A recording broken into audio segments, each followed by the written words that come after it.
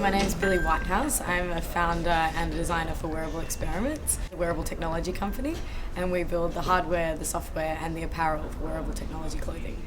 So tonight I'm going to be talking about collaborations. We've built our company off collaborating with brands. So we understand how to develop the technology so we're up to date with the latest, greatest, newest. So the key takeaway and the main motto of our company is that collaboration is our currency. And if we wanted to go fast, we would go alone, but if we wanted to go far, we would go together. And so we really love working with brands and their existing consumers because they understand what they want and we can build for them. My name is Billie, it's up there and very large, and I'm the founder and designer for Wearable Experiments. So my background is design education, and I was brought up in the fashion industry and have done everything that you can even imagine, from building a catwalk to doing the lighting for a catwalk to doing the music for a catwalk. I had to do everything. So since then, I found a few gaps in the fashion industry itself, and I really wanted to give it some intelligence and something different. I also found out that I didn't want to spend my entire life working like this. I didn't want to be that person who was totally addicted to their screen. I wanted to make, I wanted to create. So instead of working like this, I decided to work like this. Money making, money breaking. I know. Hey, money making. You heard me. I love that money. 45 King remix.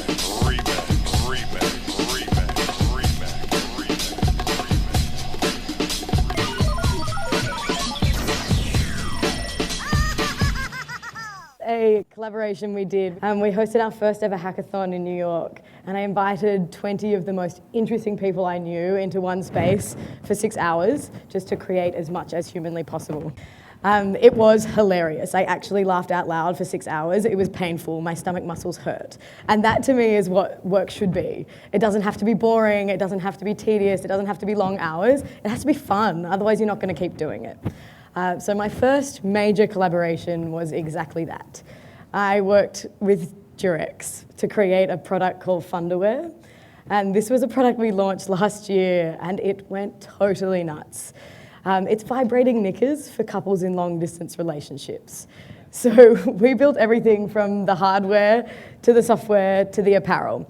Everything. So you can imagine we had the silicone injection tools, we had the PCBs, we had all the bamboo spandex fibers. I was integrating them to a point where I was actually breaking vibration motors on my sewing machine when we were first prototyping, and then huge batteries. It was torture. Torture that was entertainment. We learnt a lot. We learnt how not to make design and technology threatening, how not to make it ostentatious, and how to make it comfortable and seamless and enjoyable. So our main reason for doing this was how do we have intimacy in a digital world? You were all equally connected with your phones like everyone else. We have 2 of them, I have 3. It's terrible. And if one's not ringing, the other one is, and we're just going all the time. So we want to bring intimacy back into our digital life. So this was some of our case study information. We got 8 million hits on YouTube. We had 55,000 requests for the product and 1,600 articles written about it in 2 weeks. So it totally escalated my career. It was absolutely bonkers. We realized sex sells and everyone really enjoys that kind of story. But there was also something bigger going on here. And it was about that collaboration between design, technology, fashion, and the maker movement. We genuinely laughed for 6 months straight while we built it. And it was brilliant fun. One thing that came out of this for me was that we had to spend a lot of personal time with the brand. So I worked directly with Durex, getting things over the line, making sure they would agree to my design silhouettes, making sure they would agree to my color tones. It was torture. But knowing that brand became really important, and being up close and personal with that brand became really, really important. And you need that with any kind of collaboration, because if you're not intimate with the person you're building with, it's just not going to work.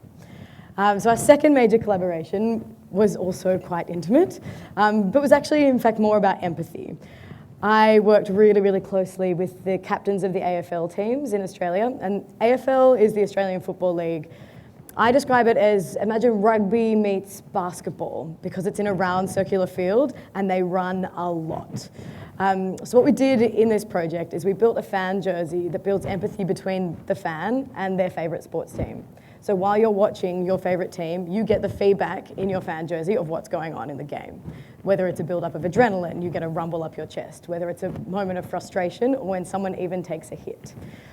So that, in fact, enormous things to learn. What we did in this time is we did it in 3 months, and we produced it all in Australia, and we did 4,500 units. So that, to anyone who's in the industry of making, is kind of insane. It nearly killed my co-founder, Ben Moyer. It was truly very, very tough. But for us, it was really satisfying to know that we could actually still build in Australia. So much of our industry has gone to China, so much of it has gone to the States. I mean, I'm here in the States. But what we wanted to do is prove that we could still build in Australia, and that maker movement also is happening there. So you can see I obviously had different envisaged ideas about what this could look like, but in the end, Foxtel needed to have their brand, their logo, their image on the end product. So this was everything from the jersey to the hardware and the software as well. I had this tendency to blush quite a bit when we worked with all of the captains. It was a little bit embarrassing, but it was very, very fun. We literally did have them on treadmills and running around the field with trackers on so that we could understand what they went through during the game so we could replicate that for the fans. Now, the future that I see in a connected world, I don't want to call it a connected world anymore. I want to call it an empathetic world where technology empathizes with us and us with it. So I don't see us in front of our screens for the rest of time. That's not how I choose to work, or that's not how I choose to be in a relationship. I believe that we're going to connect with people in a totally new way. And to finish, I'm going to give you a little sneak peek at my last image, which is a product I released yesterday, and I'm actually wearing today. It's a navigation jacket. So we upload from your mobile phone where you would like to travel to, and instead of wandering around the city like San Francisco staring down at your phone, you can put your phone back in your handbag or your pocket, and the jacket will direct you where to go. So it taps you on the shoulder when to turn left, when to turn right, and double time when you arrive.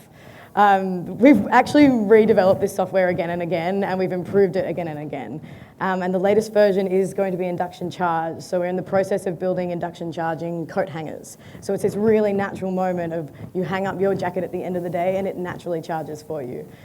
Each jacket is designed for a different city, and this one is for Paris. So thank you very much for having me. I really enjoyed it.